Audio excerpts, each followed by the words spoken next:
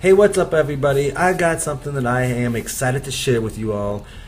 Basically, what I have decided to do is to share little snippets of the CineSummit presentations, which I think have some gold in there, which either maybe you missed because you couldn't attend that presentation, or you saw it, but it's just so much information that it just went right over your head, or you forgot it, or whatever it is. So I'm going to share little tidbits from certain presentations every once in a while. I hope to do a lot of these, and that way you get to kind of revisit the presentation. So what you're looking at here is the vip.bigleaguecinesummit.com site. That's where you can see kind of all the old presentations. And we're going to look at the 2014. Here's the site. Here's what that looks like. But we're going to get into this presentation here, Philip Briggs. It was an over an hour-long presentation, and it was absolute gold. So let's just jump right into it. It's about a 3-4 minute little snippet out of this over hour and 15-minute long presentation where Philip is basically showing us how he used gels to color his lights and to add a lot of pop and just bring out the whole entire piece that he was working on, his commercial pieces. So let's take a look, and I will share a few comments with you at the end. So in the background here, the production designer had these nice yellow drapes.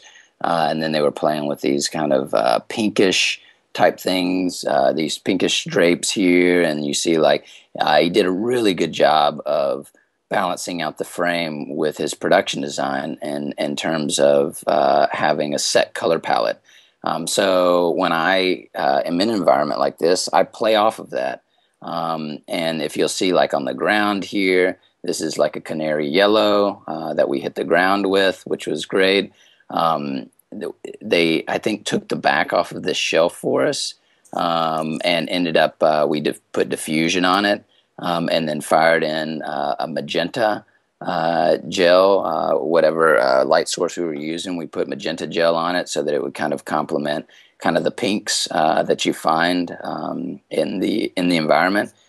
So even something that may seem like, oh, I've got to light this with white light because that's what the client's going to want, or that's what the director's going to want. You're still able to play around with light even in these environments to add something. I think it definitely adds something.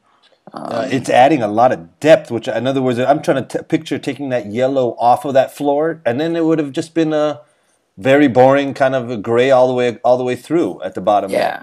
So that's a huge. I was thinking to myself, there's already so much color in this shot, like you said, with the production design, that all you have to do is just light it accurately, and then there's all your colors. But look at all this addition, and it really does make it pop even more. Yeah, which is great. So same thing with this guy. It's funny. Adam is kind of teasing me. He's like, you should be, it looks like you're lighting CSI Miami. Yeah. And he goes, I don't know of a mechanic shop that, and I'm like, but the beauty is Adam knows I love what I do, and he gives me a certain amount of creative freedom to experiment and to show him what we've got. And once we got everything up, he loved it. But in this case, I ended up using a steel green, a steel blue, actually. Mm-hmm. I like my steels. Yeah. Using a steel blue, which is nice, gives you that kind of little spot on the floor, kind of like the yellow canary did in the beautician shop. Yeah. Gives you a little bit of separation on the motor there. And then I ended up using a medium blue-green on a Kino that was actually, if you look right here, I believe that was the original door to the beautician shop. So I thought, well, why not? Why don't I use that door as a practical? So I stuck a Kino back there and ended up putting a medium blue-green. It's funny, I originally went with another steel blue, and Adam's looking at the monitor and he goes, I don't know. It seems a little too rich. He goes, what else you got? So I was like, well, I got this, so I threw something else on it. He's like, okay, I like that. Yeah. So sometimes, those creative choices that you make, aren't always, logical. you know, because I would have normally had this match this, and they're not too far off from each other. But Yeah. the director liked that, so that's the one we Yeah. went with. And I want to point out something that you just said that he said to you, which I think is a huge, you know, there's a gem in there. He says, "What else do you got?" In other words, you need to have like a palette, like you were saying with the paint. You got to have a whole spread and start and play. You do. Yeah. Make sure you carry your box of crayons with you. Exactly. Because you never know. When a director or a production designer or producer is going to say, "Hey, what else you got?" Right. And I have all my favorites. So, like, I don't carry anything that I don't like.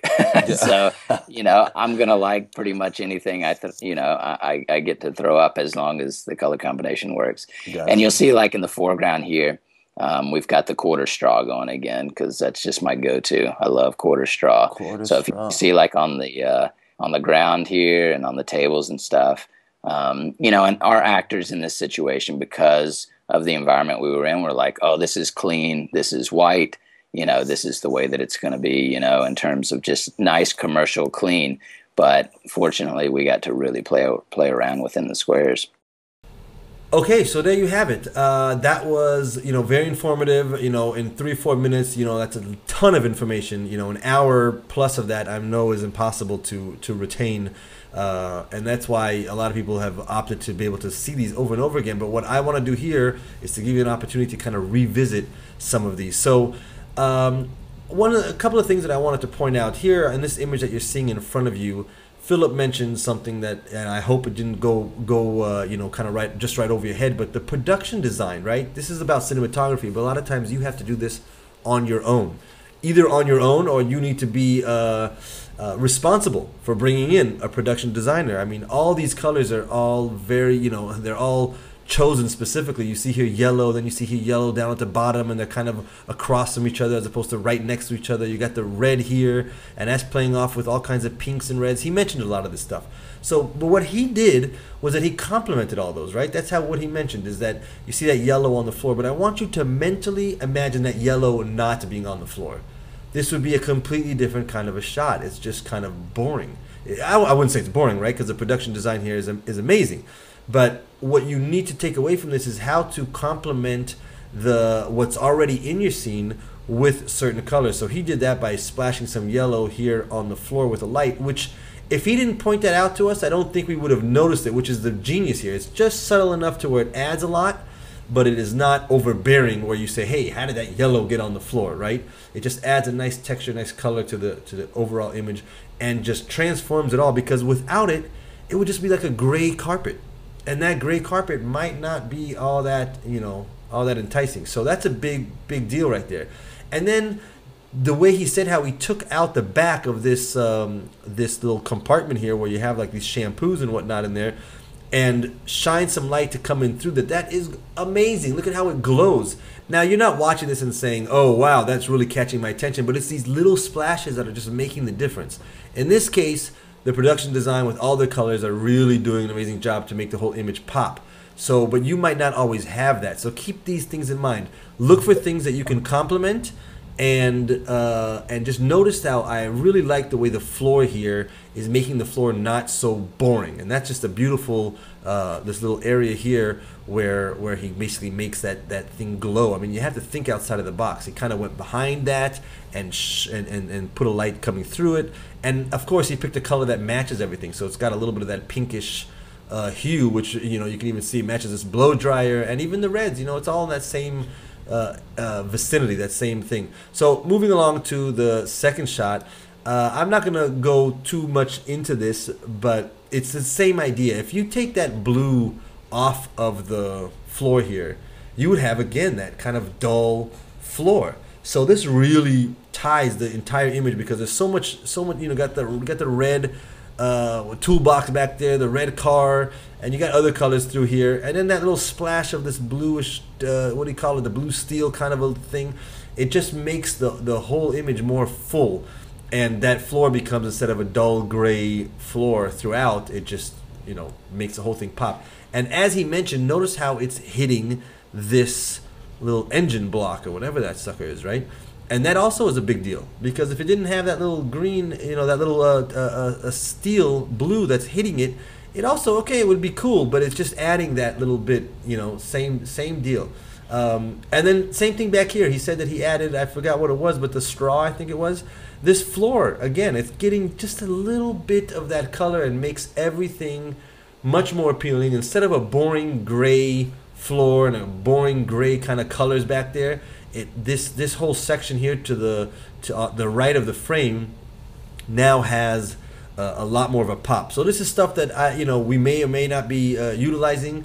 And definitely get on that. It costs nothing. You know, you get these gels, you throw them onto the light, but use them correctly. Use them to complement. Use them to, you know, just to add that little bit, and it changes the entire picture. One of the best things that I like in this image is where we got a little mouse here that's already stuck there from the recording.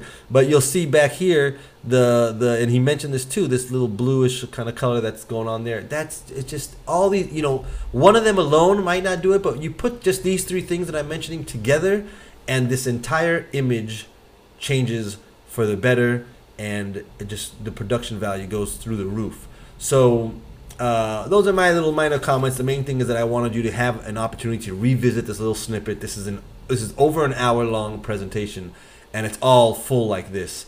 So I hope you're happy that I'm able to bring these, and I hope to be able to continue to do it. Just, you know, little pieces here and there, so that you can have a little refresher, a little revisit for those that you know, either missed the course or watched it, but again, because it's so jam-packed, you might have been missing these little tidbits that can make all the difference. All right, guys, until next time, get on out there and make some killer stuff.